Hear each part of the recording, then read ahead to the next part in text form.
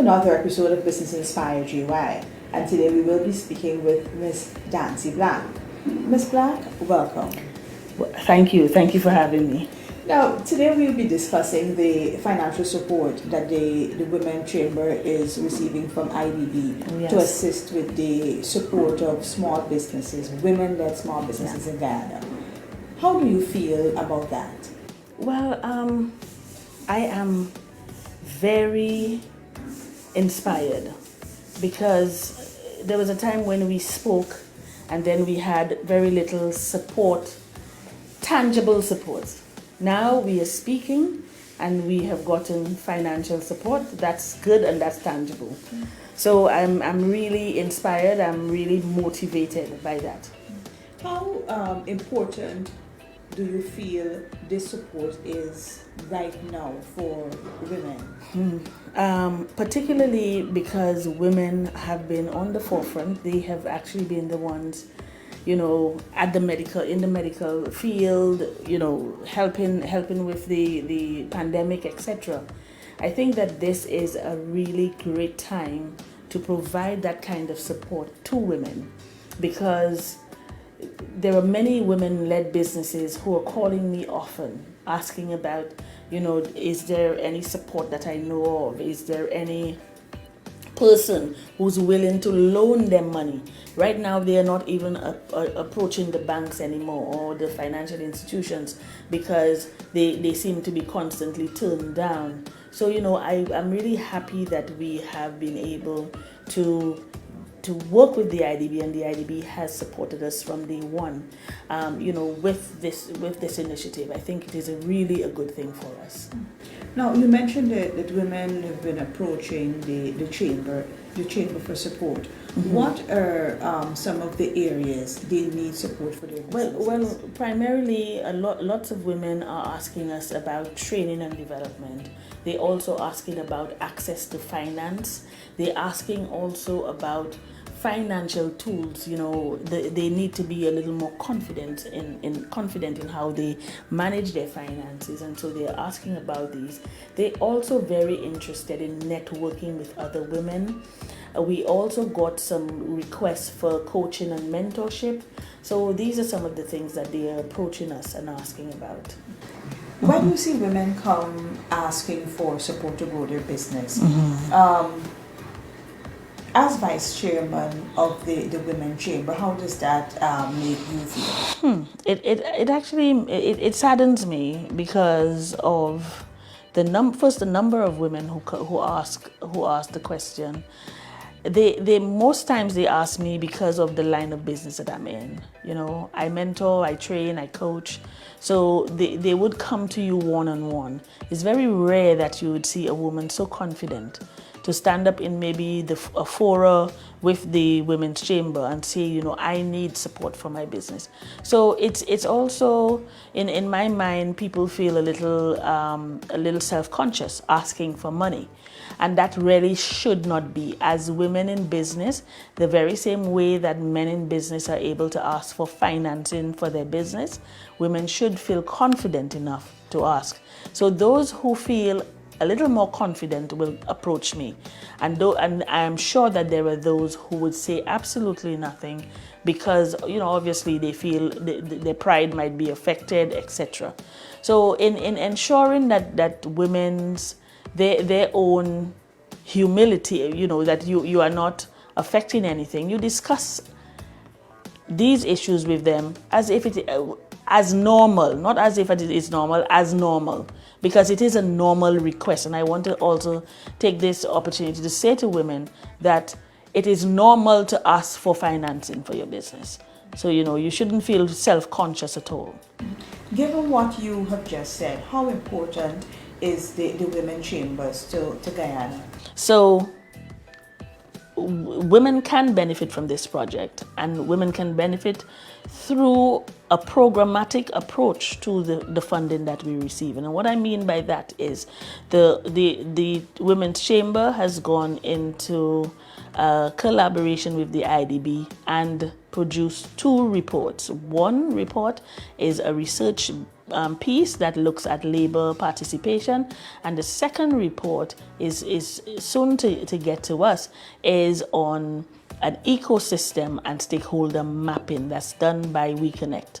Once we are armed with that information, we are better able to respond to the needs of women in business in Guyana, because we are thinking that programming this funding without having the adequate information will really set us back. We want to be able to support women.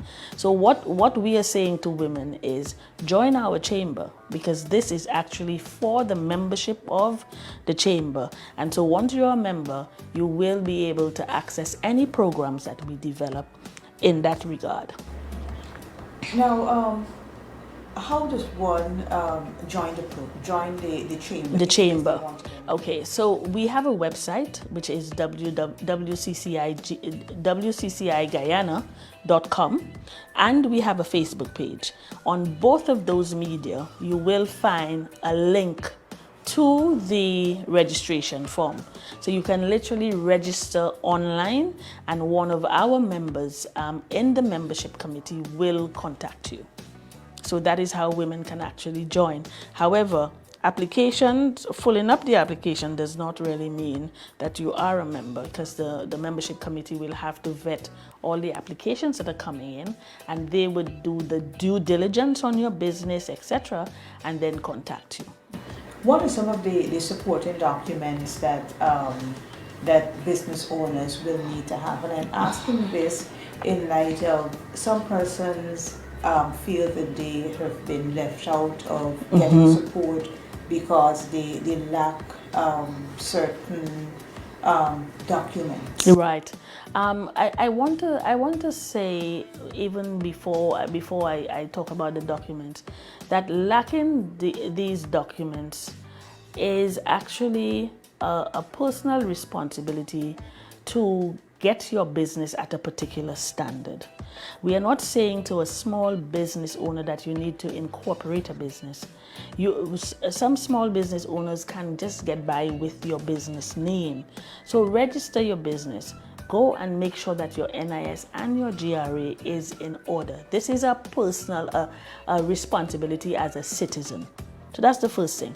So coming back now to the documents that are required. So you would be required to have that business registration.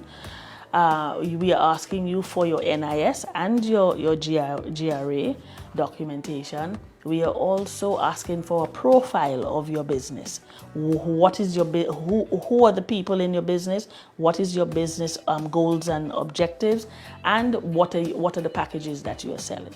So if you're able to give us these, put your application in. Our team will do the due diligence on the application, the applicant, and then get back to you.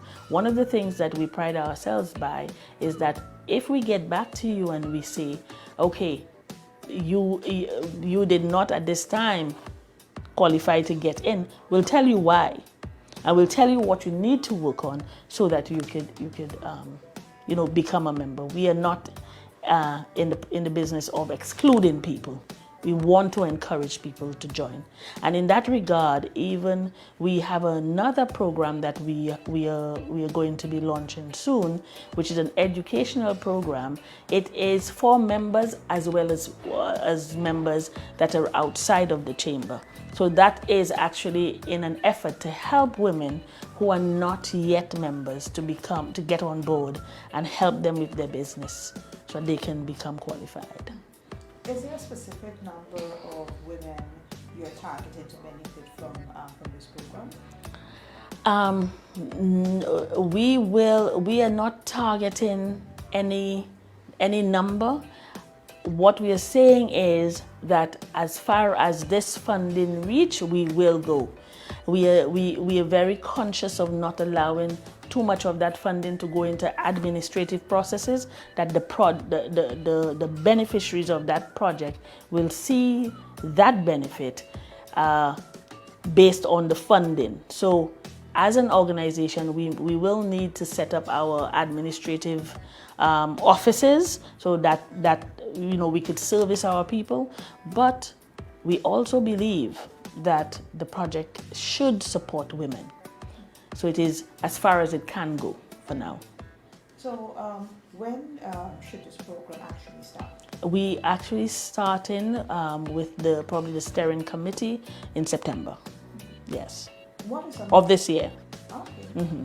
So that's just now. Yes, it's soon. What are some of the key components of this program? Some of the key components of the program would be training and development for women. It will also be mentoring, coaching for women. We are working, and I can't say too much about the access to finance, but we are working assiduously through that project to get access to finance for women. So these are some of the things that will be included in there. Final question to you. Since the chamber would have started, what are some of the achievements so far? Yes. Okay, so it's a long list, but let's start. The chamber started, I think when we looked at our membership, it must have been about 12 people. Just 20, I think it was 2019 in the November. Right now we have doubled and more the membership, so we are almost at 40 members. We also have quite a group of people applying every day. Right now we're getting maybe about 4 or 5 applicants per day, so that number is increasing, and that's a good thing. And so that is in terms of our achievement when it comes to the membership. We have set up with the Sherry Blair Foundation an international mentorship program for women. And so right now we have 4 members who have been accepted to do the Sherry Blair mentorship program, and we have another 6 because the Sherry Blair is partnering with Bank of America to do some mentoring. And we've gotten 6 people who have also been selected. So that is a second achievement. We also have the 2 reports that we told you about. So we've commissioned both of the reports and worked very closely with the IDB's research team to get that information together. So these 2 reports are another achievement. This project here, which is the WE3, this project is a huge achievement because we are a very small team. We are a board of 7, and we had to put together a huge project. This project is actually funded by the World Bank and the IDB. So those who know the project proposal process will know that we had many sleepless nights, but this is also another achievement of ours. We also have a training program, which is an online and offline program supported by the University of Arizona for women, and why we particularly wanted that program target women, have an offline component, is because we felt it needed to target the women in the hinterland areas. So this program will be launched pretty soon. In addition to that, we have a calendar of events. In terms of achievements, we have done the Women and Girls Summit in March that you covered, and we have quite a few other events that we are planning for the rest of the year. That includes a launch of our magazine and a gala in October of this year. Yes, a lot. Now, if I can, I know that was my last question, but if I can, I know we have locally a number of business chambers. Right. In Guyana, yes. but people kind of get the sense that they are for big businesses. How different is the women chamber compared to these other chambers that we have? Well, what I say as it relates to that is, when we look at, by definition, when we look at the businesses here in Guyana, we are small. So we at the chamber also recognize that there are many women who are in business are running small businesses. So we can't even begin to say that we are targeting larger businesses.